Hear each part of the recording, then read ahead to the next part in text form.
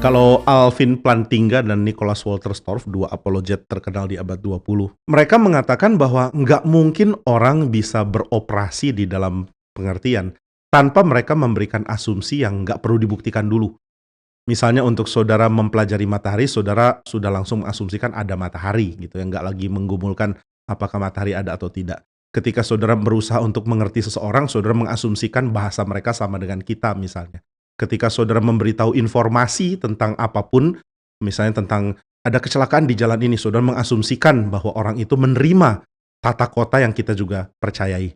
Nah, maka seorang bernama Alvin Plantinga mengatakan, sebenarnya untuk berelasi pun nggak mungkin kecuali kita beriman. Kita beriman apa? Kita beriman bahwa orang lain itu real. Sebenarnya waktu saudara bicara dengan orang lain, nggak ada bukti bahwa orang lain itu real. Bisa jadi orang lain itu cuma figment dari imajinasi saudara. Tahu dari mana dia real? Saudara beriman aja. Lalu yang kedua, tahu dari mana dia akan berpikir dengan cara yang mirip dengan saudara? Beriman juga. Tahu dari mana ketika saudara mengatakan sesuatu, dia akan menerima seperti yang saudara duga. Misalnya saudara lempar lelucon, dia akan ketawa.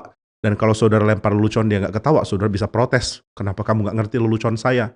Jadi kita bisa berasumsi bahwa orang lain akan bersikap seperti yang kita duga karena kita beriman, bukan karena bukti.